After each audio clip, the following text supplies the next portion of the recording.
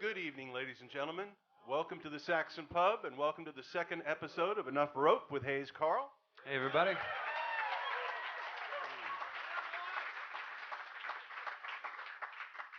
My name is Kevin Connor from Sun Radio here in Austin, solar-powered Americana. Thank you very much. 100.1 FM here in Austin and all over the world at sunradio.com. We have a very special guest for you this evening to join us for tonight's show. An iconic Texas musician, Mr. Ray Wiley Hubbard.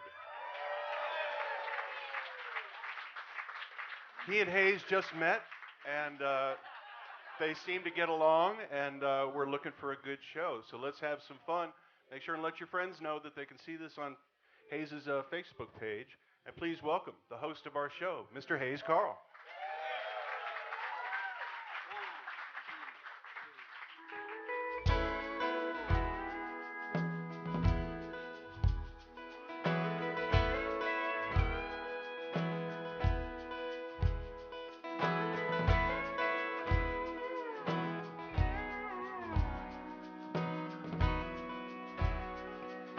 You say I love you. I say me too. We don't think much about it. It's just a thing that we do. And we go out walking, but we don't talk much. And then we lie down together, but our hearts never touch. Ah, baby, it's a hard way. It's an eternity.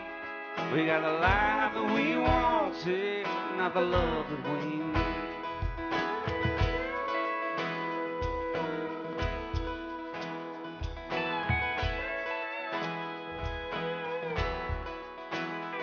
We never go to bed angry, 'cause we never fight. Now we never go crazy in the middle of the night. And we could stay here forever, just holding on. But we have both had our reasons, but our reasons are gone. Ah, baby, it's a hard way. It's an eternity. We got the life that we wanted, not the love that we need.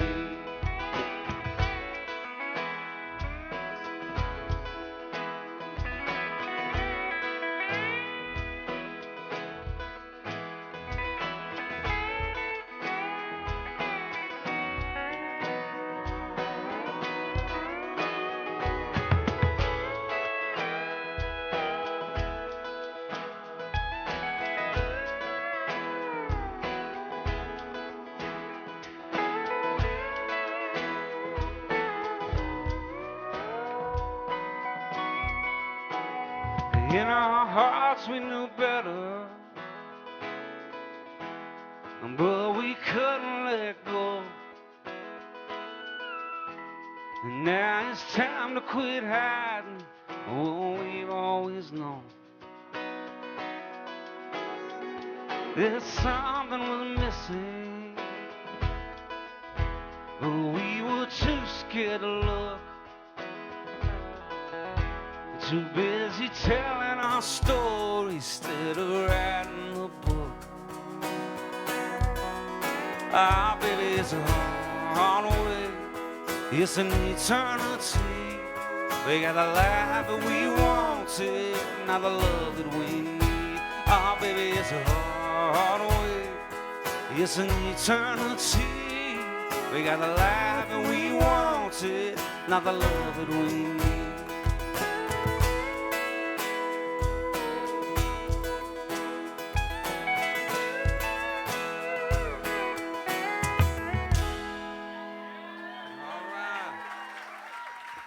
Thank you, everybody. Thanks for coming back. Wasn't sure if we ran you off after the first episode. Very happy to be here. This is a thrill. I'm glad we made it this far. This is the longest I've ever done anything in my life.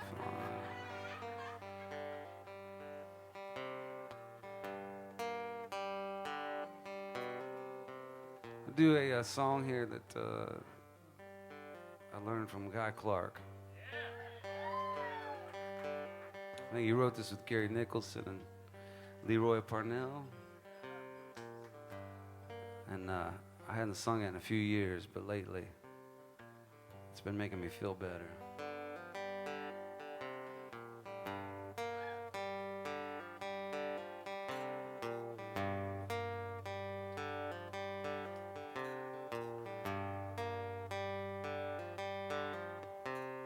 Give me just one more puff of that worry be gone.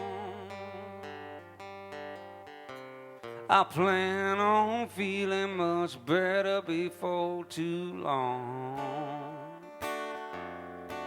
I got a world of troubles I'm trying to forget. I'm on my way, but I ain't there yet. Give me just one more puff of that worry be gone. Now everywhere I look, the trouble is all I see.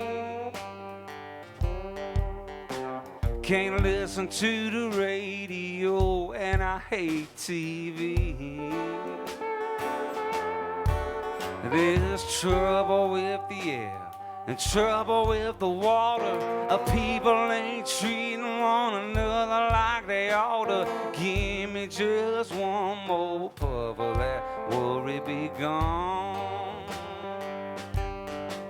Now I don't wanna hear no preachers preaching, and no more politicians bitching. All these songs about love gone wrong make me wonder where my baby's gone. I can't suffer fools wasting my time.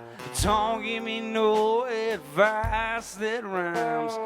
Give me just one more puff of that worry be gone.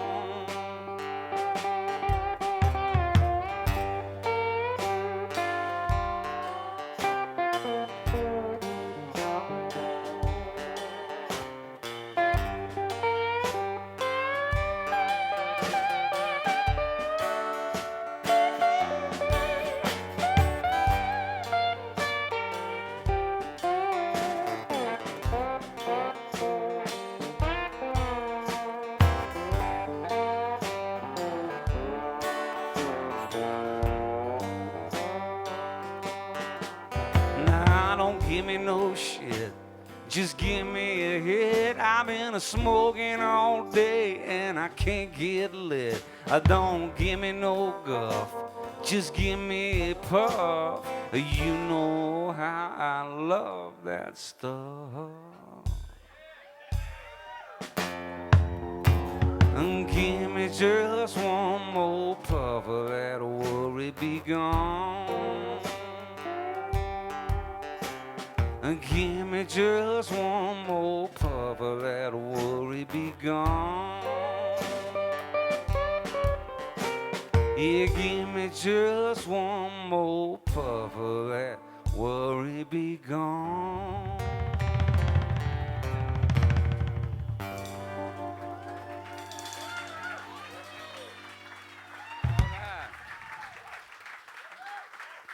Hey, thank you all. All right. I'll do a tune here that's one I wrote with a Canadian friend of mine, Mr. Corb Lund. A few of y'all started cheering before I said who it was. I just pro-Canada. Well, Corb's a good buddy of mine. We met in a poker game in Dauphin, Manitoba in 2003, and I lost, and so he took me out on tour with him, so there was no hard feelings. which was really cool because he's was a huge star up in Canada, and so we were playing hockey arenas and just stuff that I had never really experienced. I'd never been in a hockey arena for any reason, let alone to perform. And so anyway, we became good friends and did sort of a international exchange program with each other, where I'd bring him to the States and Texas in particular to play with me, and he'd take me up to Canada. And we both do a lot of traveling, and this is a song that we wrote for people who do a lot of traveling and have a high probability of getting pulled over, which we both did and do. And so the idea here is that there's ways to build up goodwill with the cops. Some people will buy those stickers by contributing to the local police department that you put on the back of your vehicle, but that's an expensive way to do things. And we figured for the outlaw on a budget, maybe a cheaper way to ingratiate yourself with the police would be to steal a Bible, or buy a Bible, whatever you're into, from your local hotel and place it on the dashboard of your particular vehicle and hope or pray that if you do get pulled over, it's by a sympathetically Christian police officer. I sense some skepticism in the room tonight for this theory. Either way, we figured to make a good song title. So this is called Bible on the Dash.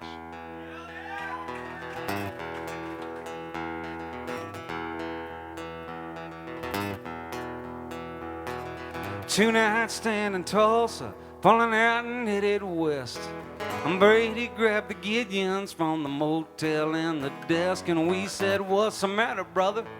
Are you worried about your soul?" He said, "Better safe than sorry, boys. That's just how I roll." We hit the road feeling cool as Crosby, Stills, and Nash, overflowing with the Spirit and the Bible on the dash. Oh, yeah, we pulled the whole thing over for the flashing red and blues. Police came to the window. We said, "Have you heard the news?" He said, "Don't get smart with me, boy. Why you doing 95? My foot is heavy with redemption. I'm just blessed to be alive."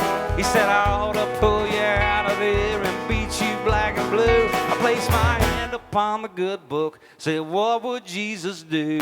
It's better than insurance registration online, better than these fake IDs I keep on buying, even better than an envelope stuffed with cash. They always said it saved me, that old Bible on the dash.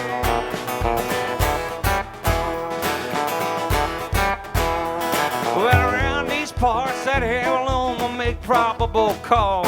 If you're moving through my county, you'll obey my earthly laws. We did our best to quote some holy writ, chapter and verse. What kind of music you boys making? We said Christian music, sir. He thought about it, contemplated, twirled his cop mustache. All right, you boys, be careful now, just don't drive quite so fast. It's better than insurance registration online, better than these fake IDs I keep on buying, even better than an envelope stuffed with cash. They always said it saved me, that old Bible on the dash.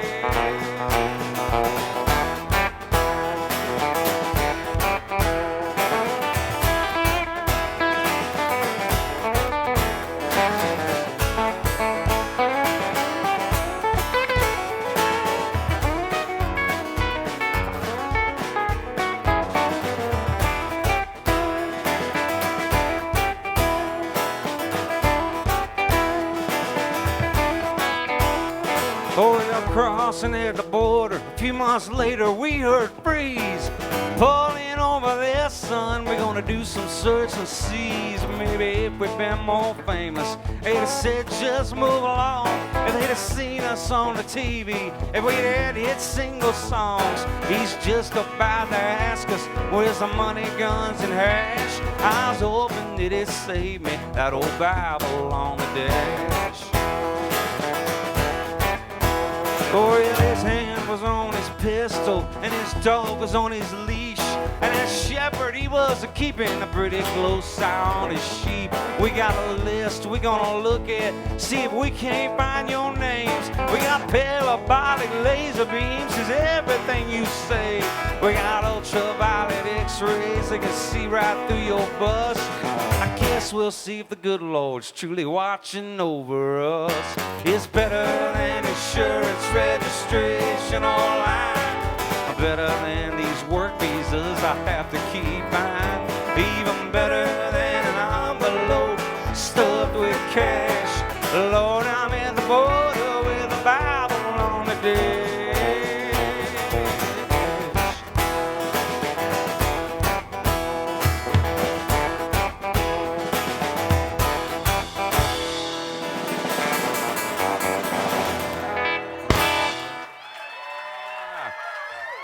Thank y'all.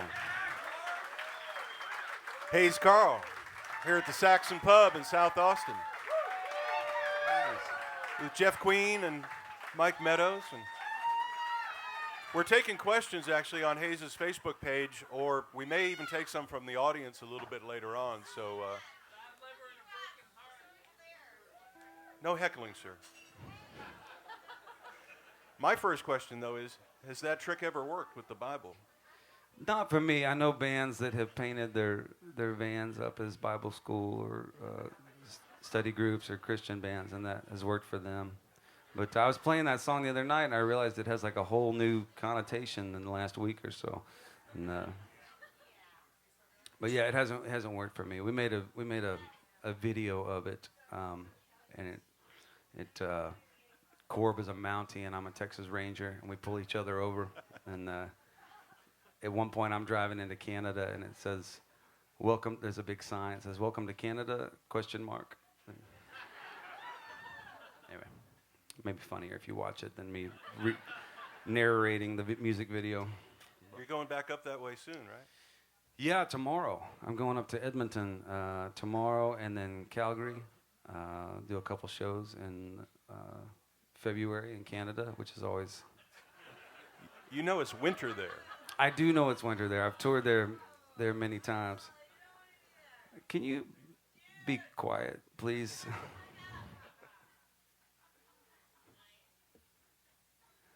Well. Sorry, I had to do a little crowd control there. I'm not sure it worked or not, but yeah, I used to go up a lot in February, and there, I guess that, it's so cold. There's not a lot else to do, so they come out to the shows in better numbers than if I go in July.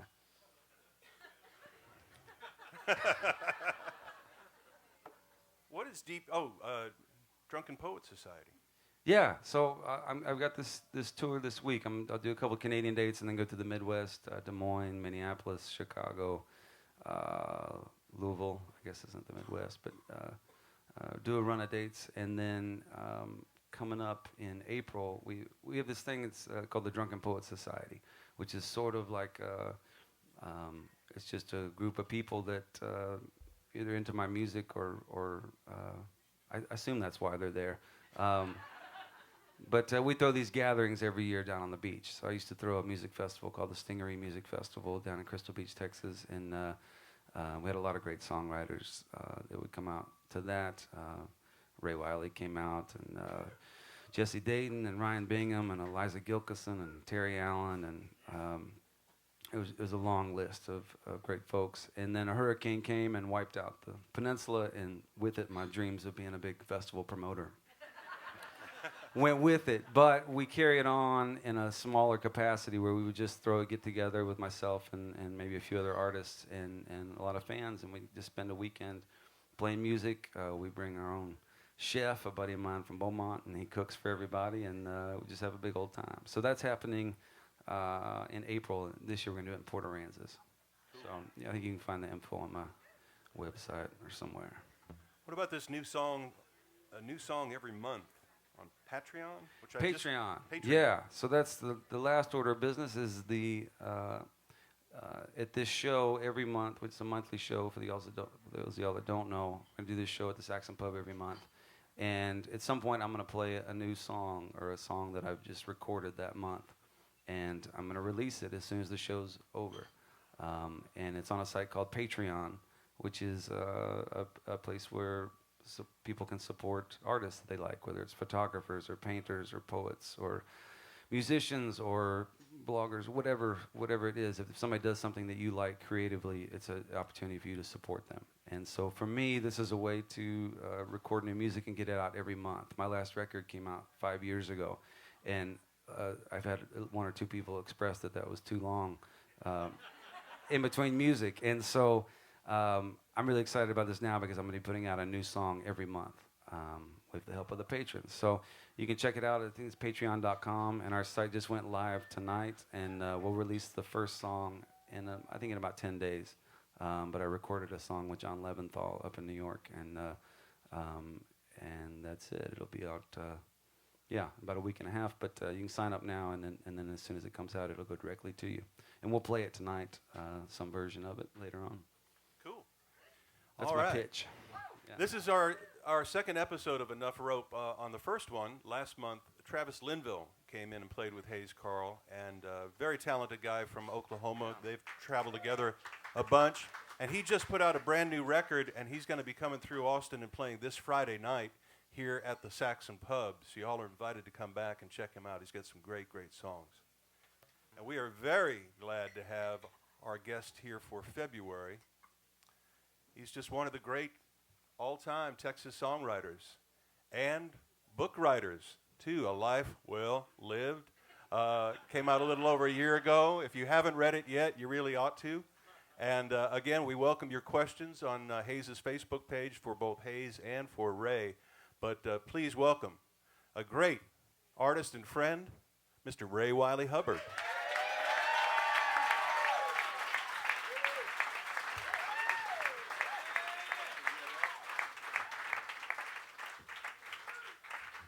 Thank you. Ray, how are you? I'm doing pretty good. I like just a nice little scam you got going. Yeah, well. I think you got a little 3-card Monty box back there by the merch table. I learned from the best, Ray. I'm honored. I can't believe you're even here. You're, I think your last gig was in front of 20,000 people, and so I'm Well, humbled that you've shown really up to our little abode. It wasn't really my gig. I just sat in for a song, and it was fun. And but I'm glad to be here. Yeah. Well, tell us. It's great to have you here. And but tell us the story real quick, because I saw this on social media and I thought it looked pretty. Well, incredible. what happened was I was driving back from Kilgore, and Judy called me up and said, Eric Church just wants you to come up to Dallas and sing "Screw You, We're from Texas" with him at the American Airlines Coliseum. And I said, Coliseum? It's not called a Coliseum. So she said, yeah. So anyhow, I never had met Eric Church. I'd heard of him, but the first time I heard of him, I mentioned this on the social media. Judy and I were watching Criminal Minds, and I was playing a lick, and all of a sudden, Caitlin Everton, who the fiddle player from used to play with Taylor Swift when she was country, I met her out in. Great young fiddle player. She's just incredible. I met her out at a gig out there in California, and so anyhow, I get a text from her. It says Eric Church is at this big country western televised award show, and he's singing about you. So I said, Judy, Eric Church is singing about me on another channel. And she goes, don't think about changing that channel, dog. Spencer and JJ are about to find a serial killer. So anyhow, the next day, I looked up, and he had mentioned me in this song. And I went, wow, that's pretty cool. And so anyhow, we drove up there and met him and his guys, and they were really, really nice. And I got up there, and they asked me, they said, did you have your own in-ear monitors? Or if you don't, we have a generic pair that we'll lend you. And I said, well, I don't have any. I've never used them.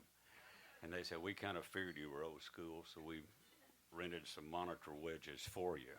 And so it was nice. And so I met Eric. Which is actually really thoughtful. Yeah, it was, because I didn't know what they were talking about. And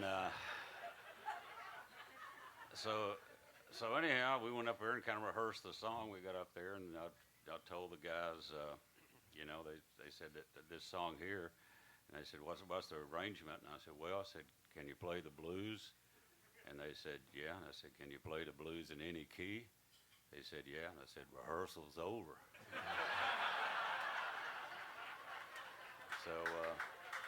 So we went out there, and he introduced me, and I didn't hear his introduction, but it was pretty nice. And then we got out there and played it, and it was really fun. And then we left, and they gave us a bunch of Eric Church T-shirt. I have taken it off and washed it since then.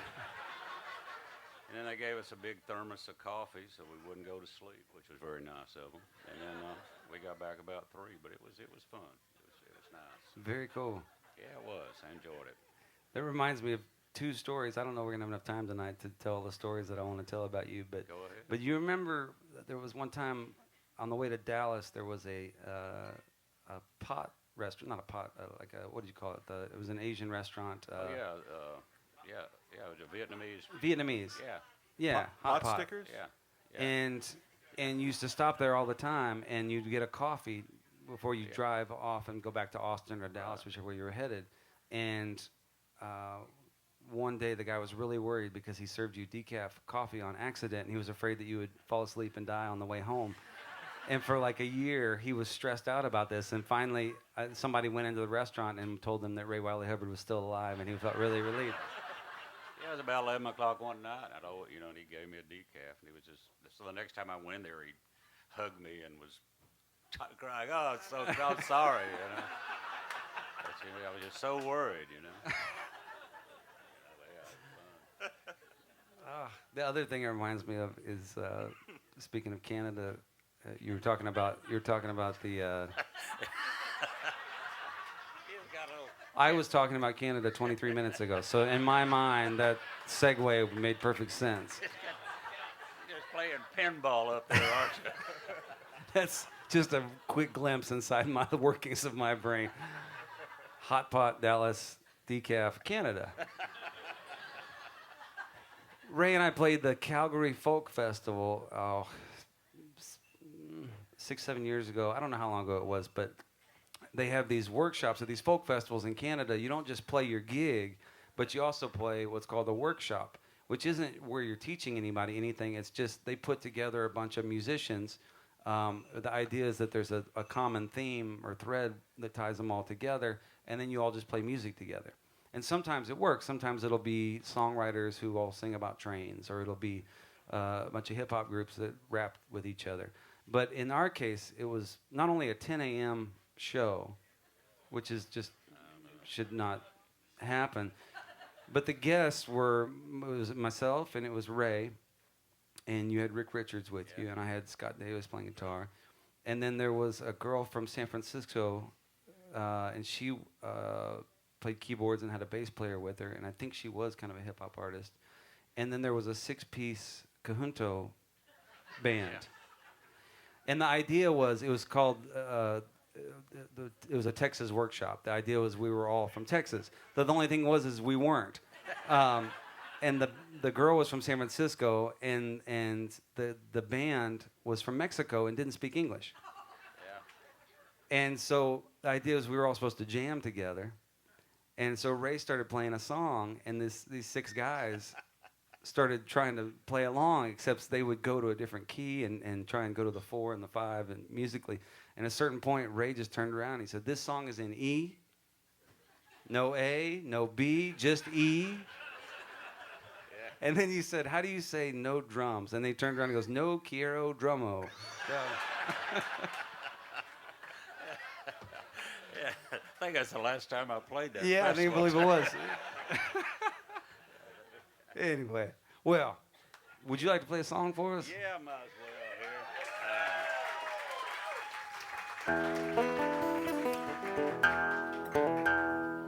here. Well, Hayes and I, we've known each other for a long time, and we've gotten together and done some stuff together, and we always kind of, talk about songwriting and how these things, show up, and we've talked about where it's like inspiration plus craft, where the inspiration is what songwriters call the great aha, where you go, aha, that'd be a good idea for a song.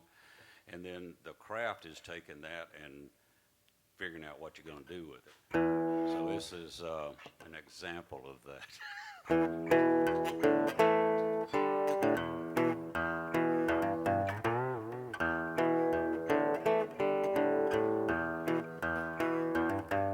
a woman I love is named Ramona. She kinda looks like Tempest Storm, and she can dance like a little Egypt. She works down the snake farm, snake farm. It just sounds nasty, snake farm. It pretty much is snake farm. It's a reptile snake farm. Ooh.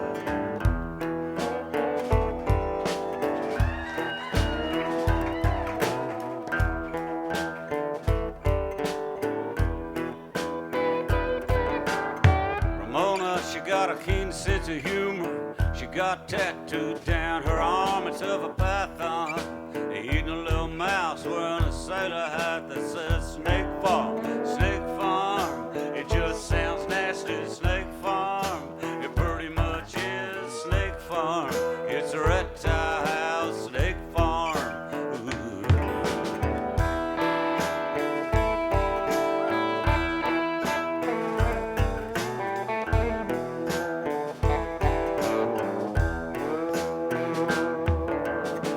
Asked Ramona how come she works there. She says, well, it's got its charm.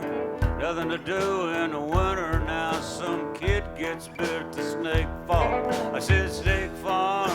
It just sounds nasty, snake farm. It pretty much is snake farm. It's a reptile snake farm. Ooh,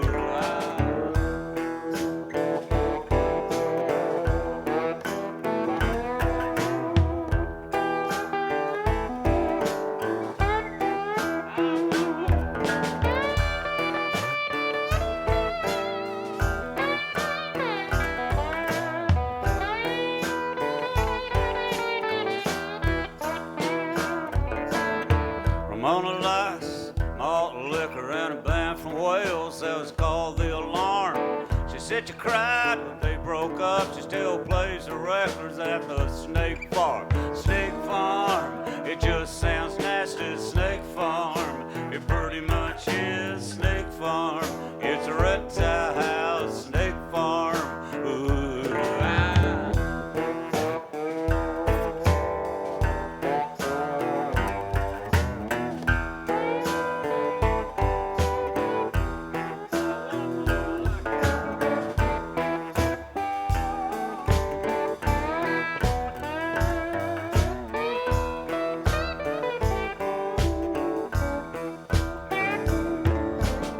sometimes Ramona calls me up.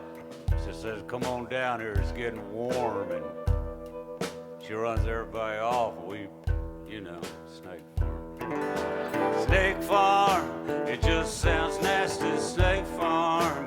It pretty much is snake farm. It's a reptile snake farm. Sing it with us last time. Snake farm, it just sounds nasty, snake farm. It pretty much is snake farm. It's a reptile snake farm. Ooh, ooh, ooh, ooh, ooh.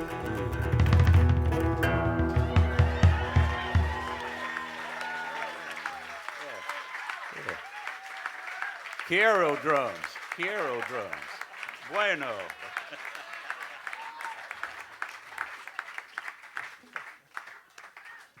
All right. It's like I say the thing about inspiration. I've driven by that old snake farm, down there in New Braunfels between Austin and San Antonio, probably 10,000 times. And one day I just drove by and went, ooh. And its rest is money in the bank.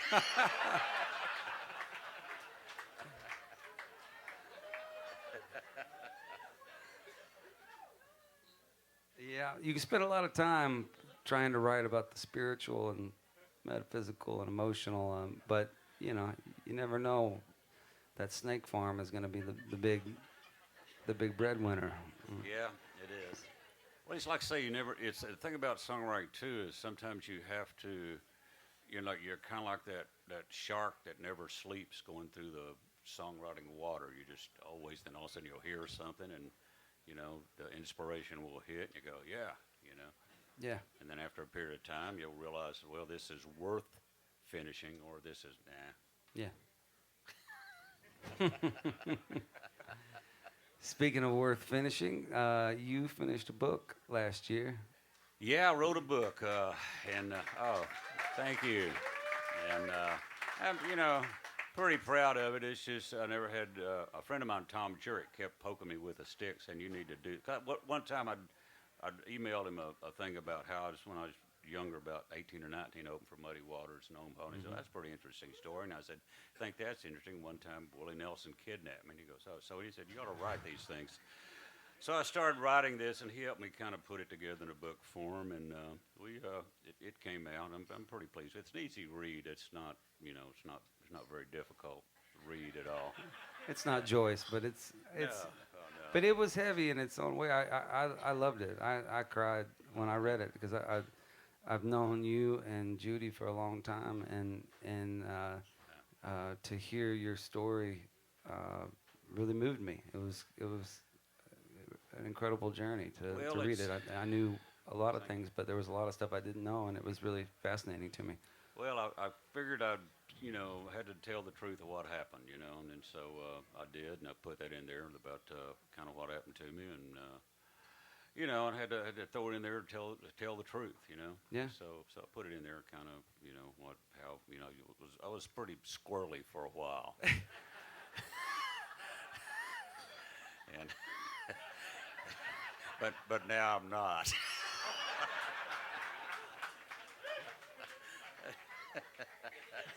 Well, one of the things that I have admired about you for a long time, was that you had been through the battles, and you had seen and done all this stuff, and A, survived, but B, you came back and kind of shared the wisdom that you had found as an artist and as a human with a lot of people, not just other artists, although you've definitely shared that with a lot of people, but you've done that with me in a very real way. I remember I first called you to ask if I could use this thing you had said about me in a press kit, and you asked if I needed a place to stay, and I don't know if you don't call up Ray and try and get a place to stay, but it meant a lot to me because I was kind of in a rough way and didn't have anybody that was really mentoring me or supporting me, and you did that, and I talked to me about songwriting and showed me guitar lessons and all kinds of things. I showed him this finger picking pattern, and then about 10 days later he called me up and said, hey, I used that pattern, wrote this song called Beaumont. I went, and if I hadn't have shown him that, then maybe I would have gotten that song. You know what I mean? But it was, we've done that. We've had, Liz Foster stayed with us for a while, and Jeff Blankenhorn came down and ran into that. And so it was, and you kind of do it, I remember I'd met Hayes down there at the Old Quarter, and we were getting ready. I was getting ready to do this tour with Slade Cleaves and I. We were going up through the Midwest, so I called up Slade, and I said, hey, Slade, there's this kid. I just heard Hayes Carll, and I think he's really, he's got it. His intentions are in the right place, and I bet if we took him on the road with us and let him, do this tour, either open the show or do a song swap. And he said, well, why do you want to do that? And I said, well, there's a couple of gigs that have stairs.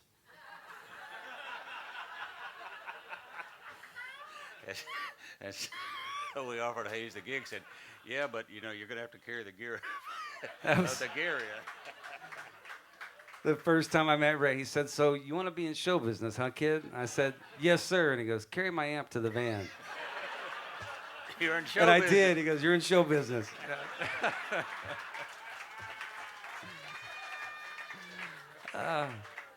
But, going to do 2 songs, right? okay. Don't you think? What's that?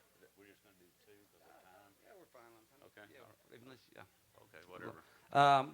Well, real quick, I just wanted to touch on that. I know that you've been a huge influence on me and gone out of your way to support and mentor and help kind of pass on things you've learned that have kept me out of trouble and out of the ditch occasionally. And I know you've done that with countless other singer-songwriters and people. I meet people all the time who told me that you stop and take a moment to share some of your story with them. Was there somebody that were there people that you looked up to that did that to you that made you feel you wanted to pass it on, or is that just how you came out?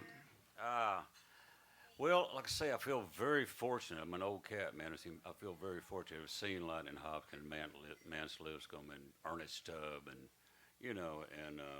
Gary Sher. Seen those cats and been able to hang with them and kind of saw how they handle themselves, and they were very, very gracious with their time, and some of these cats like Charlie Musselwhite, they were just. It's really nice when you meet someone that you really look up to, and they're more than you can imagine. They're just really, really, really nice. And so I would like to say don't expect that tonight if we should meet. But no, it kind of, I started off in high school. I went to high school up in Oak Cliff, and Michael Murphy was the first cat that I saw that came out at an assembly. Michael Murphy was a cheerleader, right? But they had these assemblies, and we had but Michael Murphy was there, B.W. Stevenson, Larry Gross, and so we had a horrible football team, but we had some great assemblies. And Michael was the first guy that came out and said, "Here's a song I wrote," and it just clicked. This is a songwriter. This is the guy whose name is in parentheses on the album that he wrote the song. And so he was very instrumental in getting me into this. And then, of course, getting that whole folk scene down here in Austin, the old Saxon pub when it was over on, I think, 35th and I-35, and the checkered flag, and meeting guys like Alan Dammer and Big Bill Moss, and, and, of course, Towns and all those cats. But, they were all very gracious with their time. Yeah. And so, yeah, there was, I learned a lot from a lot of those guys. One thing I learned was never to gamble with Towns. Don't ever do that. Because if Towns came up and said, "I'll bet you $100 I can make this deck of cards spit in your ear," you would lose $100 and have a wet ear. I mean, he was that good. So I learned that. Well, thanks for passing it on. Oh, and, yeah. yeah, I do appreciate it. Well, you playing another song for us? One or two, because we can do drunk. If you're running out of... and then we'll be poets together. Okay, yeah. All right. Well, let me do this one here. This is... I mentioned this before. Back in high school, I kind of started off with three other fellows, and we formed a band. We'd been together about 2 or 3 months, and one of the guys suggested that we get instruments and learn to play them because we were going nowhere. So anyhow, about the next 20-something years, I just kind of beat the hell out of a guitar, and then when I was 41, I kind of came out of this honky-tonk fog I was in with some, I ran into a fellow named Stevie Ray Vaughan, and he was very gracious with his time, and kind of he shared his experience, strength, and hope with me, and kind of was the first guy I'd seen that had gotten clean and sober that had turned into a square and ended up on a 700 club. He still had this bite to him, and so he was very, very instrumental in, getting me kind of on this other direction rather than just right into the iceberg. And so at age 41, I got clean, and I said, well, what am I going to do? So at age 42, overcame this fear of embarrassment, and I called up this fella and I said, "Will you teach me how to finger pick?" He showed me some patterns, and I started writing these little songs. He always told me, he said, once you start your song, if you haven't put up your harmonica holder to play harmonica, you hope somebody else is playing so that you can do that.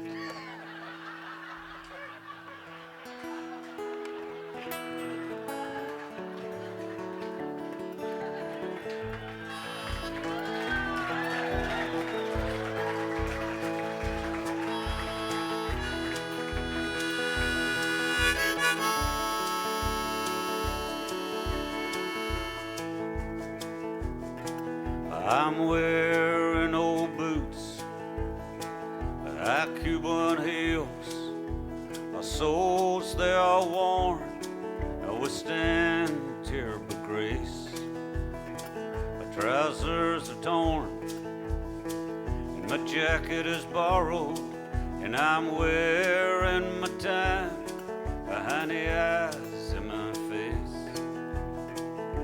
I am not looking for loose diamonds or pretty girls with crosses around their necks. And I don't want for roses or water. I'm not looking for God here. I'm not looking sass.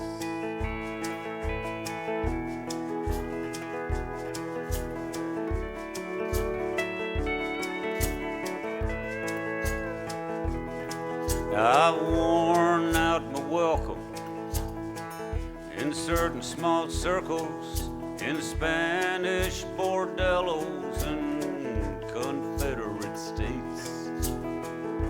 But there's an angel in her leathers and kindness, and she whispers my name, and she smiles at my fate. I am not looking for loose diamonds or pretty girls with crosses around their necks. And I don't want for roses or water. I'm not looking for God here. I'm not looking for sex.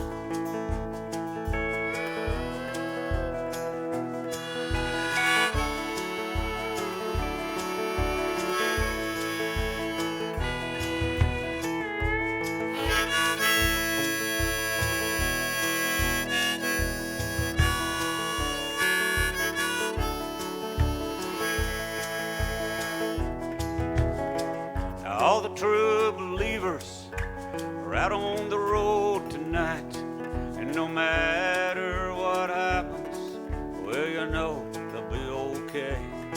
And to the rock and roll gypsies, may the last song you sang be by Mr. Van Zandt, if you find yourself north of Santa Fe. I have a mission, a small code of honor to stand and deliver to you by whatever measures. And the message that I give you is I got from this old poet. He said our fears are like dragons guarding our most precious treasures. So I am not looking for loose diamonds or pretty girls with crosses around their necks.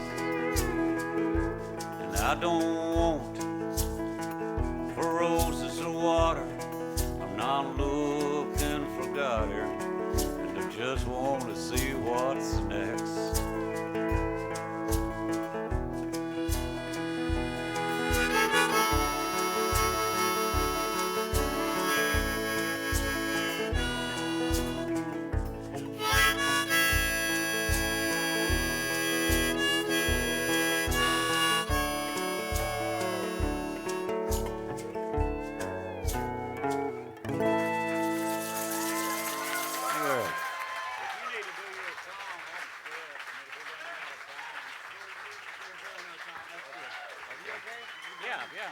All right.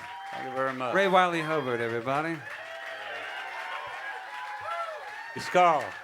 That's one of my favorite songs of all time. And the poet that you mentioned is Rilke, I believe. Yeah, he got a book called Letters to a Young Poet, and somebody gave me that book, and it's a great book to read whether you're a young poet or an old poet wannabe, or you even don't like poetry or whatever. It's just a great little book because he's got little lines in there, and I kind of paraphrase the idea about our fears are like dragons guarding our most precious treasure. He says it a little different, but that's the deal, you know. That I've read that line. I picked up the phone and said, you know, call this guy so you teach me how to finger pick. And so by overcoming that fear of embarrassment, I got these little treasures. Yeah. So, you know, it's You did indeed. very mysterious little deal. Well, how about we do a song we wrote together? You want to do it your version? Or? Yeah, we do yours. Huh? We can do yours. Oh, okay. So how did this song come about, Hayes? Well, This is a behind the music episode here. I had a line I've been kicking around for a long time. I said, I've got a woman, she's wild as Rome. And that's all I could get. I couldn't figure out the rest of her. And so I called up Ray and I said, would you help me out here? And I played him that line. He said, well, she likes to lie naked and be gazed upon. Obviously. So there we were. We did about half the song together, and then we went our separate ways, and we kind of finished it up on our own. We each kind of came up with a different version. And then I wrote a bridge, and Ray tells everybody that I was just showing off. Well, you know, I said, he told me, he said, we need a bridge. And I said, no, we don't. That's too much work. You know, so he's got, you know, your version is great. Your version came out, and it was really, really nice. I really appreciate you doing it. And also, tell you what kind of stand-up guy he is when he did the Austin City Limits, he called me up to sing Drunken Poets with him to do that. And I thought that was probably the most honorable thing he'd done in a while. Yeah. It doesn't make up for that other stuff. Yeah, well, you know, we do what we can every day. We try and stay above water. Well, I had, I in all sincerity, I would not be here without you, Ray, and I would never have been on that show without you, and I don't know who you pissed off in another lifetime, but somehow, inexplicably, Ray had never appeared on Austin City Limits, and so when I got that call, my first thought was that I wasn't right, that I was getting to do that, and so I asked Ray if he would come sing with me, and. So thank you for everything. Thank you. Kevin, were you going to do something here or something? I'm just watching the door. Oh, yeah. Okay. We've got questions. You want to questions? do the questions first or the song? You up for taking a couple questions and then we'll play the song? Yeah, and let's do that. All right. Cut you loose. By the way, you have a message there. It's pretty sweet. Some people are celebrating here. You can send in questions on Facebook, or if somebody here in the audience wants to ask a question, just come on up here to the side and we'll have some fun. First one is for Ray. Yep. Ray, any plans on making a movie based on your book, A Life Well Lived? Nope, no plans. It would be animation. If it, you know, there's nobody gnarly enough to play me, you know. So I haven't thought about it. Well, they just could play me as a child. Hayes, you did some pretty cool animations set to stories and songs, didn't you? I did do it, and I got the idea from Ray, actually. Ray's got a hilarious video that I think Troy Campbell did. Yeah. Is that right? And where he tells stories, and then they animate the stories. And it's really, really funny. If you get a chance, check it out. It's a Tall Texas Tales. Tall Tales and Other Big Lies or something Yeah, like that. it's really, really funny. And so I ended up doing a similar thing where I just go in and tell stories, and then they would draw pictures around it and animate it, which is a really bizarre thing when you just hear yourself talking, and then all of a sudden it comes to life. The next question comes for Ray. Carlo in Sydney, Australia. Jeez. Hello, Carlo. Carlo? They have a funny sense of humor down there. Ray, as an elder statesman of Texas country music, is Hayes Carll your fault?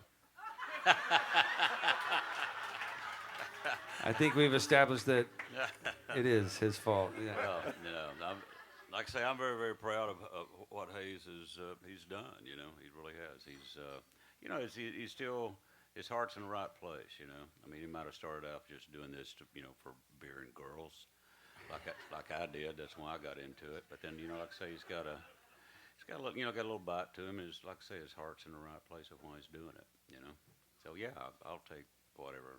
Responsible for that. Credit. Next one's from Elliot in Door County, Wisconsin. What is, for Ray, what is the one thing every songwriter should practice if they want to get better? Practice. They should practice. You know, it's as I mentioned, it's chapter 26 in my book would probably help him. Which is... because I talk about inspiration plus craft, removing your fear and doubt, you know, is very important for a songwriter. Don't doubt, you know, like if you get something, you go, well, this may not be any good, don't doubt that. You know, the next thing you say, well, where's the proof? There is no proof. Listen to country radio. You know, so there is no proof that what you're writing is any good. I mean, you know what I mean. You know, inspiration plus craft, remove your fear and doubt, and put in the time and effort to learn something. And then, of course, you know, purpose is very important. You know, having the purpose of why you're doing it, you know, and having, I think, the right the idea. I think like Hayes and a bunch of the cats I really like are writing primarily because they have no choice. They're going to write whether they make records or perform or not. It's something, it's that creative spark that's, you know, needs to come out. And so, you know, that's what I would say to young songwriters. Where's he from? Wisconsin? Wisconsin. Yes. Door County, excuse me. Yeah. Door County, Wisconsin. Stay there. Don't come down here. We got too many of these guys. Okay, we got a sold-out house, and nobody's going to come down here and ask a question? Come on. One more. Ray, The Ruffian's Misfortune feels like a masterpiece. Does it feel that way to you, and do you think this sort of achievement can be replicated maybe later this year? Yeah, later this year, I have a new record coming out that I've listened to it. We've listened to the mixes. And, you know, a lot of artists, they'll say when they come out with a new record, I've heard Hayes do this. Well, this is, you know, I've got a new record out. This is the best record I've done. And I won't say this is the best record I've done. This is probably the, you know, best record I've ever heard. I mean, you know, the Beatles and the Stones, I mean, I appreciate them trying, but, you know. No, but you gotta, you know, I tell them I appreciate they would think of it like that, but I do care about it. I feel very fortunate, I'll make this real quick, is I can't say this for everybody, but I happen to sleep with the president of my record label. And that's not Clive Davis, that's my wife, Judy. And so, for me, she says, you get in there and you write about whatever you want to write about. If you want to write about snake farms or Jesse May Hemphill or you know, the book of Genesis or whatever you want to write about, or you write it and you make the record you want to make, and then I'll try to sell the damn things. So for me, that's a really good place to be, that I'm not writing thinking about the future of what I'm writing. I'm not writing because I have a publishing deal or trying to get, you know, somebody to cut them. I'm just writing about whatever the hell I want to write about, and that's a good place to be. The new record comes out July 14th, and it is called? The working title is Pray for an Angel, the Avenging Kind.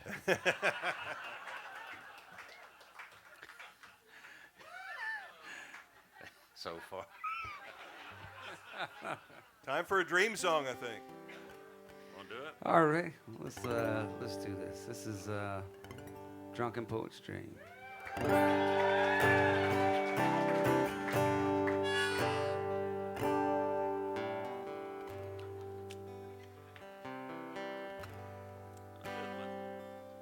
on there. I'm just vamping while you fix your harp. We'll edit that out, won't we?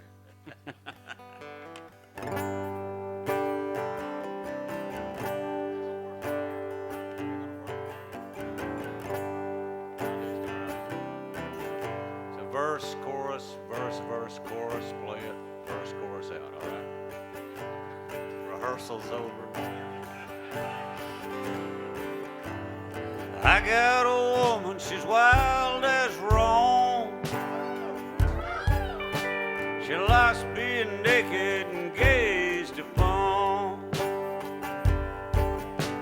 She crosses a bridge, she sets it on fire.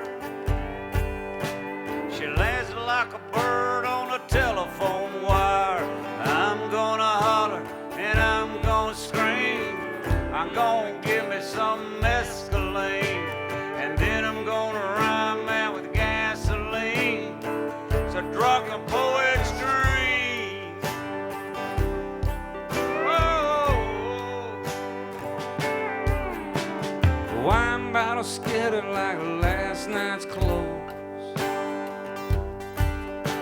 Cigarettes, papers, and time and notes. She laughs for a minute about the shape I'm in. says you be the sinner, honey, I'll be the sin. I'm gonna holler and I'm gonna scream. I'm gonna give me some mescaline, and then I'm gonna rhyme out with gasoline. It's a drunken poet's dream.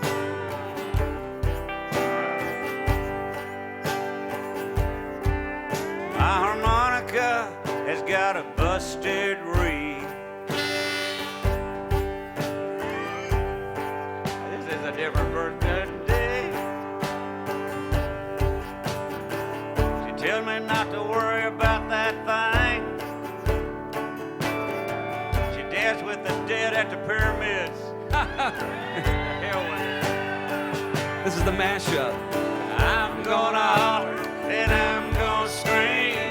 I'm gonna give me some mescaline, and then I'm gonna rhyme out with gasoline.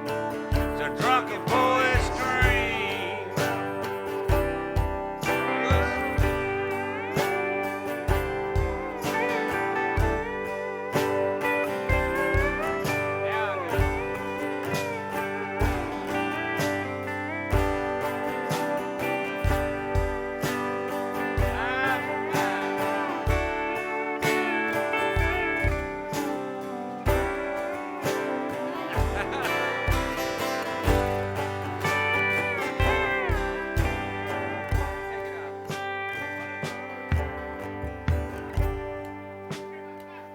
This is a completely different version than I thought I was gonna do. Yeah.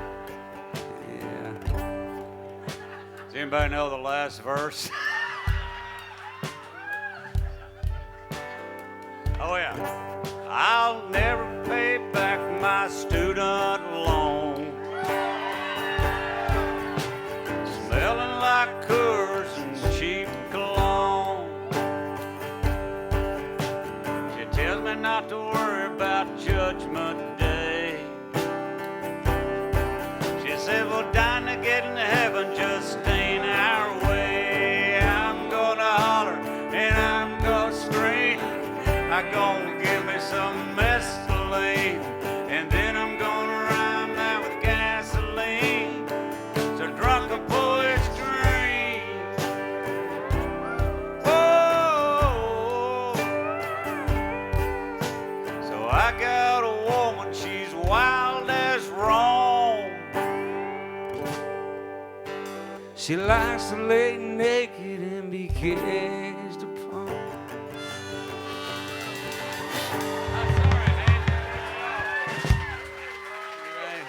Ray Wiley Hubbard, everybody.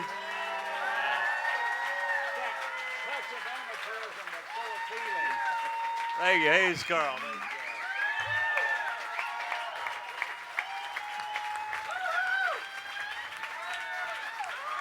Thank you, Ray.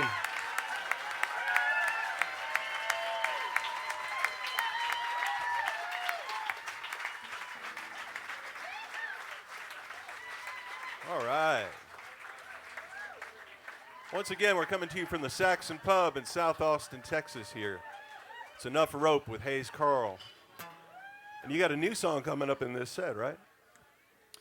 Yeah, we'll do a couple we know just to recover from that last one, and then we'll do one we don't know.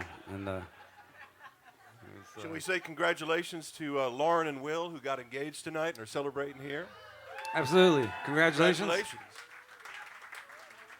Thank y'all for spending this momentous event with us.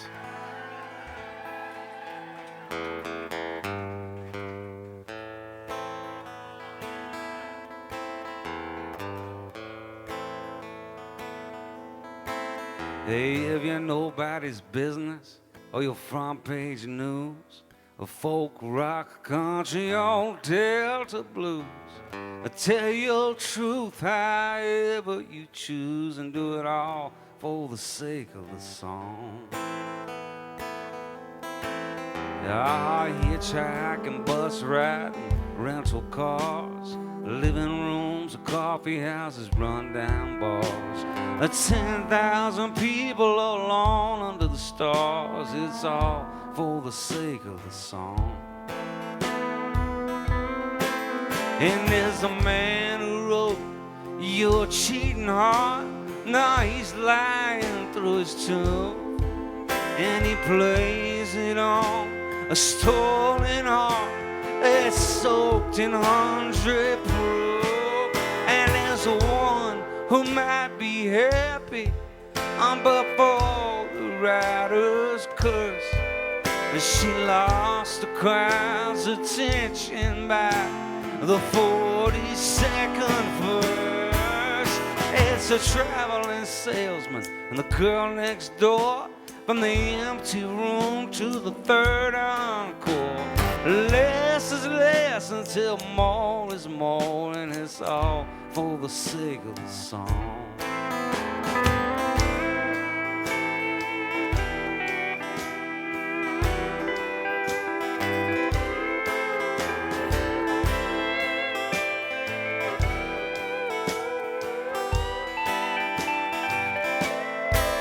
And there's a young man on the marquee. Yeah, he's the son of some well-known. And his father bought the tour bus so he could strike out on his own. And there's the brooding contradiction. Yeah, he's holding Van Gogh's ear, and he's taped it to his guitar in the hopes someone will hear. It's black berets and nudie suits, the next big thing, or getting back to your roots. High tops, flannels, or duct tape boots, and it's all for the sake of the song.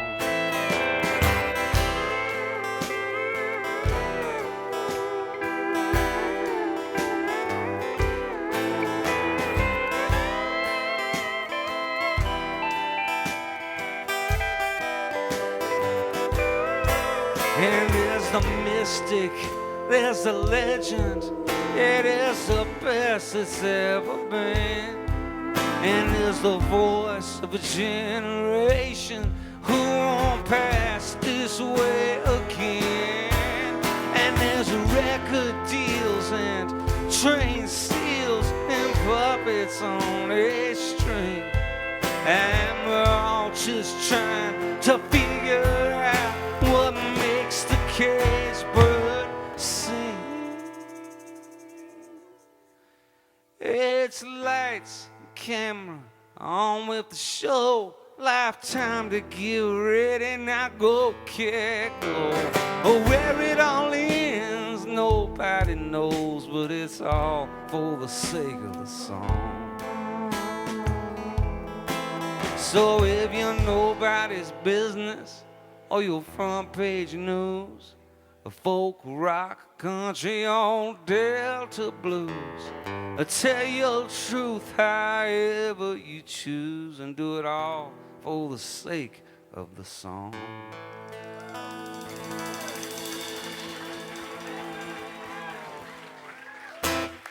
All right, thank y'all.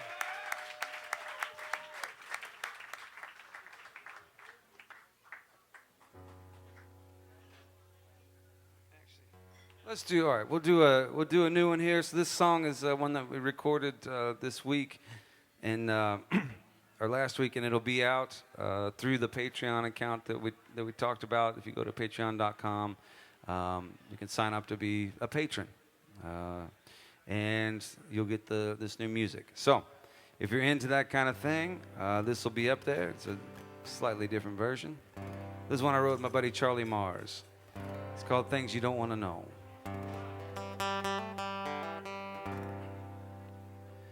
I used to tell it all to you, but now I don't want to say nada. Nobody wants to hear the truth.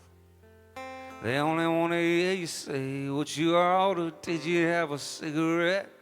You know I quit a long time ago. Or maybe it was 98. And maybe I will never know. No, nobody wants to hear the truth.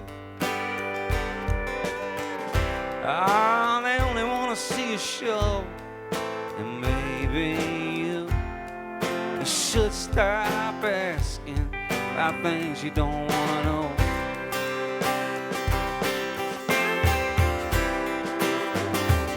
You used to call me bad boy. We used to run all over town.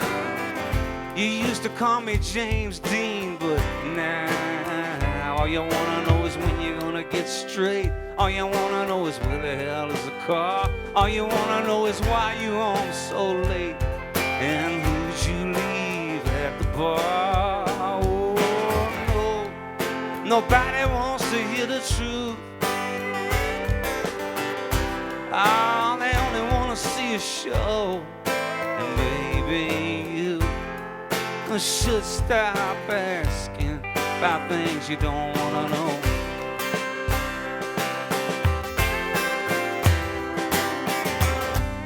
Where do the lies begin? I don't know, but I remember when.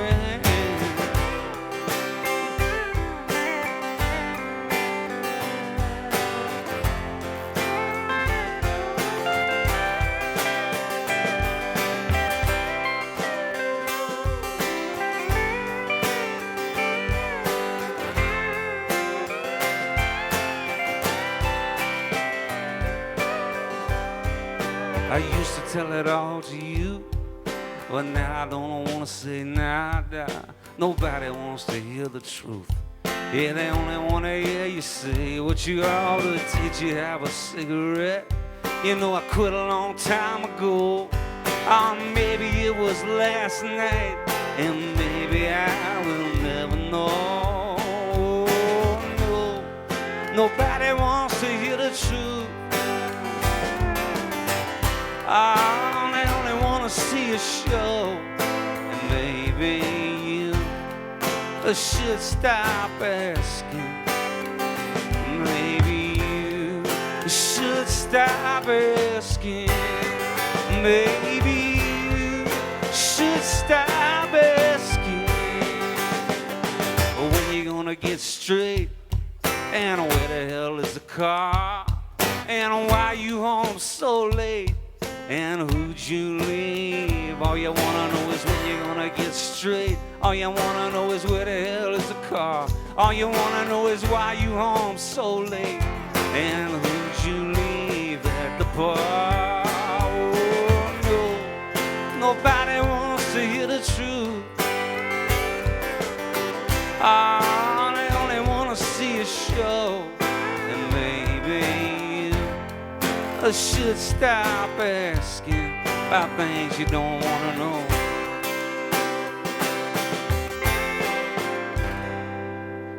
All right. Yeah, thank you, everybody. All right.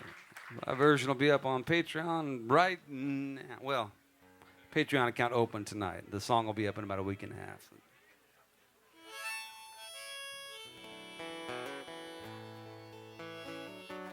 Everybody, this is Mike Meadows on the percussion over here.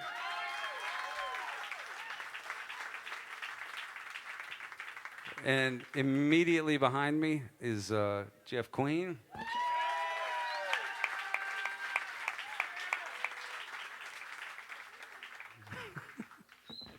I feel uncomfortable with you right there. It's just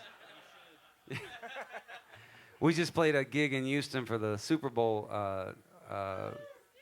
Well, we weren't at the Super Bowl, but Houston did a really cool thing. They had 7 nights of music, and they had all Texas artists and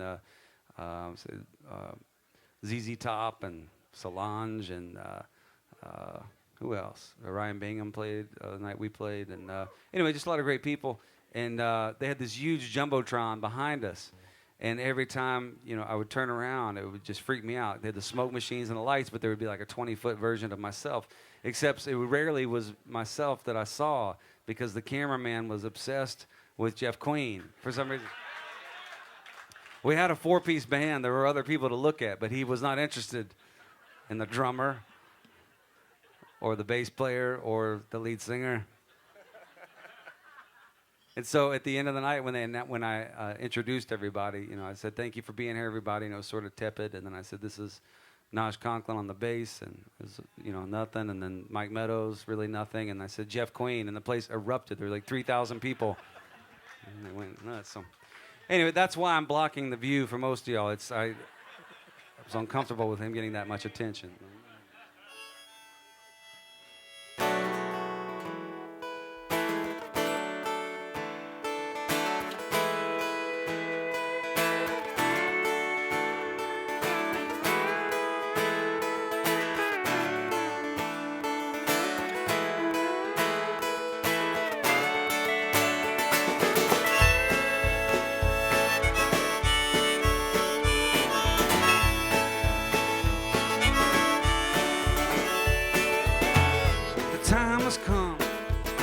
There is no second chance.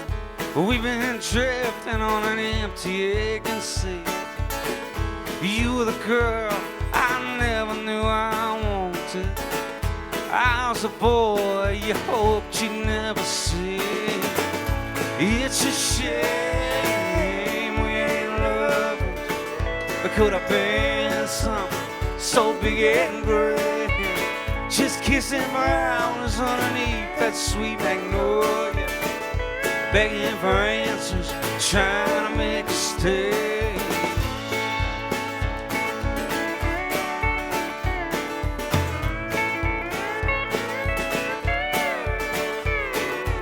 I've been burning up the hours, talking to the midnight, just dreaming of ways that I could hold you next to me. And maybe it just wasn't meant. All things have a reason. And maybe our hearts are just too careless and free. But it's a shame we ain't lovers. It could have been something so big and great. Just kissing flowers underneath that sweet magnolia, begging for answers, trying to make a stay.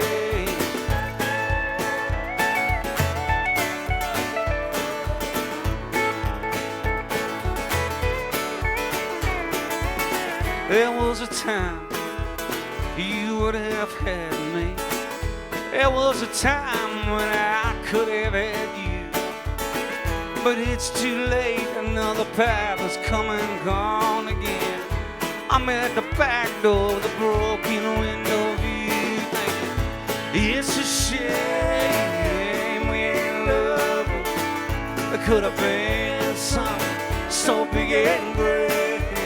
Just kissing flowers underneath that sweet magnolia, begging for answers, trying to make a stay.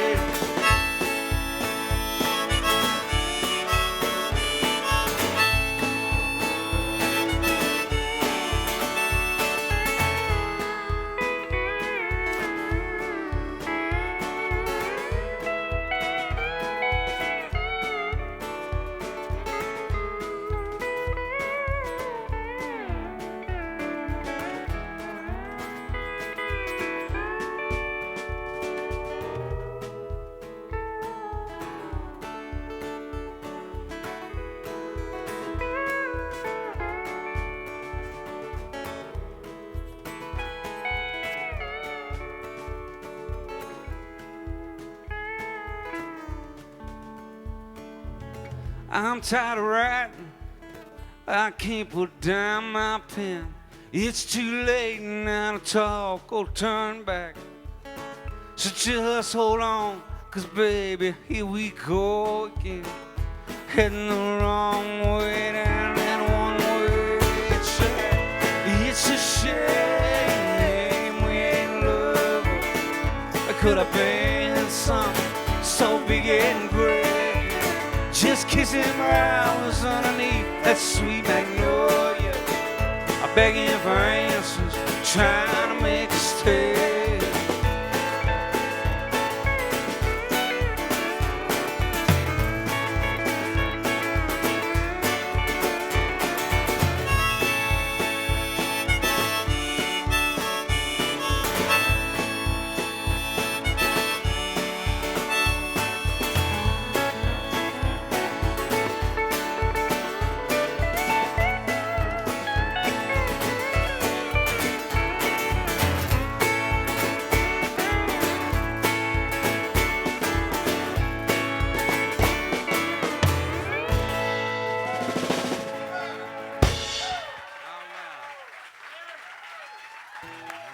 Thank y'all.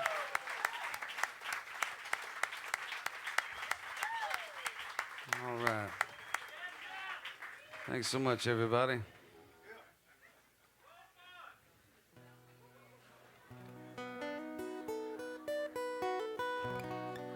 All right. Well, you mentioned a cartoon or an animated thing that we did. It was a video that kind of featured this song. I went in and just told stories about some of my first gigs. I never got kidnapped by Willie Nelson like Ray did, but I had a lot of Willie Nelson lookalikes that used to come hang out and fill my tip jar or empty my tip jar, depending on what time of night it was. But at one point, I was playing, 6, 7 nights a week. I would do these 4-hour gigs, and then I'd go do another 4-hour gig, and a lot of times there was maybe just the bartender and me. I couldn't see anybody, and there were a lot of times where I could see them, and I wished I couldn't. It was those type of spots, but it's called "I Got a Gig."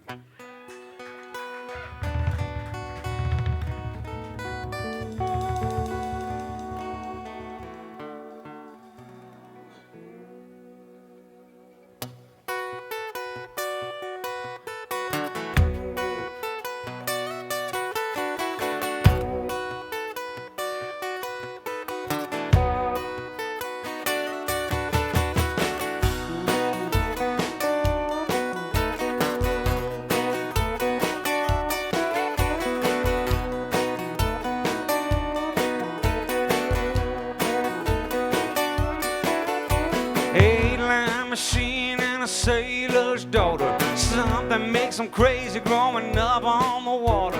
Playing for my supper 6 nights a week.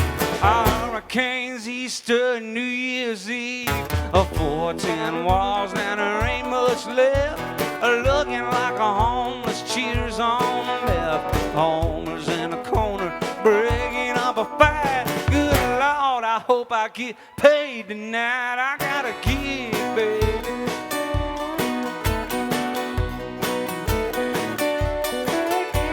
I'm burnt fried chicken and a Lone Star beer. Cops and the kids, they drink free around here. Girl behind the bar, taking what she's giving. Lying about her past and trying to make a living. A pool table, some hard luck cues.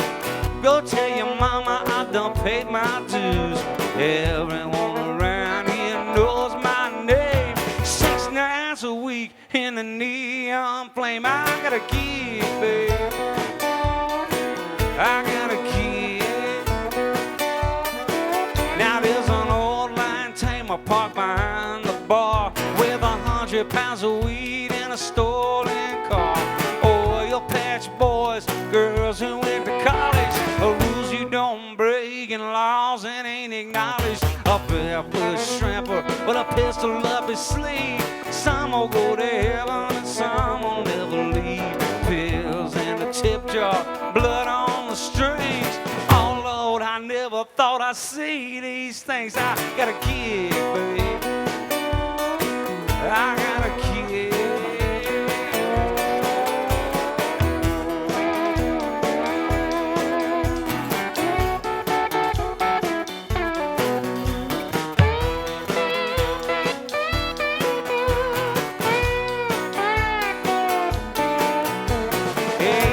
Machine and a sailor's daughter.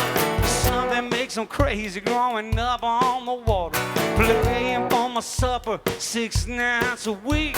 Hurricanes, Easter, New Year's Eve. I got a gig, baby. I got a gig. I got a gig, baby. Oh.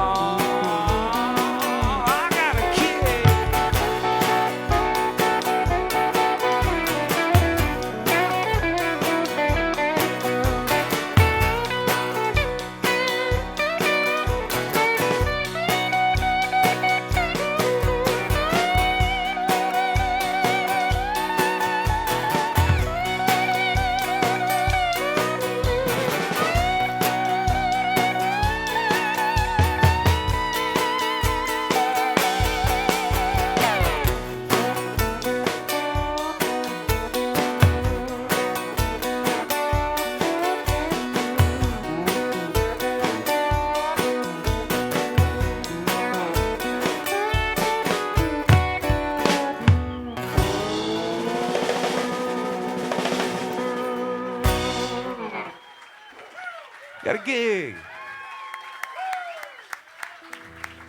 All right, everybody. Thank you all so much for coming out tonight and listening to us. One more time for our friend Ray Wiley Hubbard. The one and only.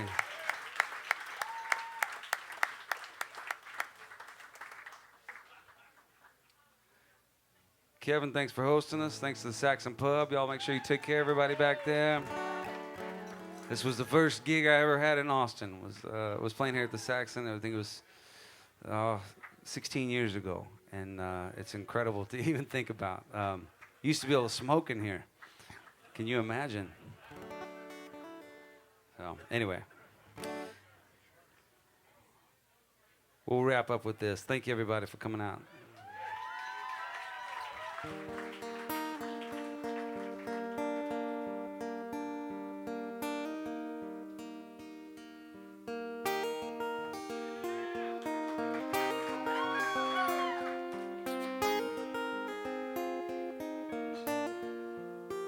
I saw you leaning on a memory with your back turned to the crowd in that little bar on Murphy where they play guitar too loud. There were people drinking whiskey and there were hearts about to leave. It was cold as hell for Houston. It was almost New Year's Eve. All the way from Beaumont with a white rose in my hand. I could not wait forever, babe. I hope you understand.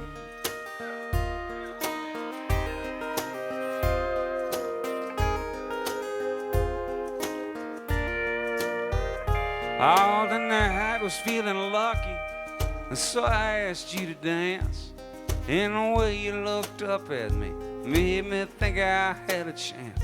But when I put my arms around you, I knew you weren't giving in. And I hope it will be different if I pass this way again.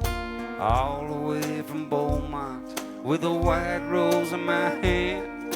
I could not wait forever, babe. I hope you understand.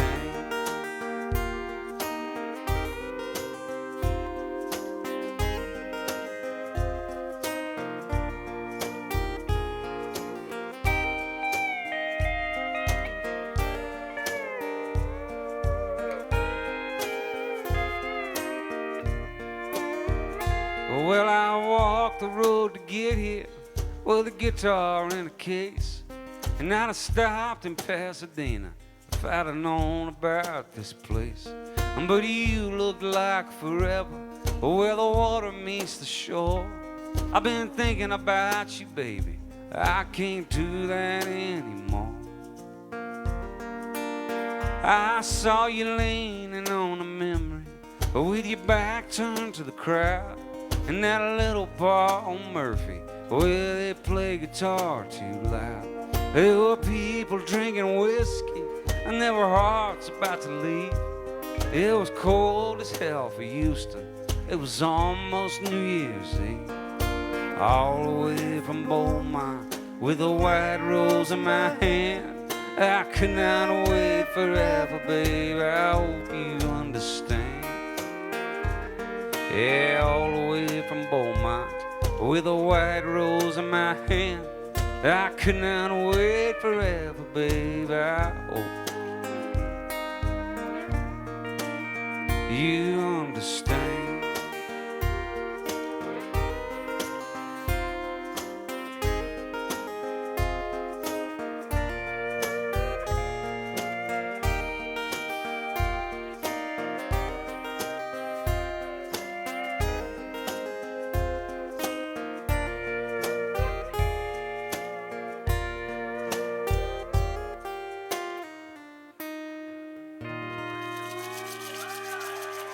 Everybody at home, thank y'all for listening to us. Everybody here at the Saxon Pub, thank you for being here. Kevin Connor, Jeff Queen, Mike Meadows, Ray Wiley Hubbard, I'm Hayes Carll. Thank y'all for coming out and listening.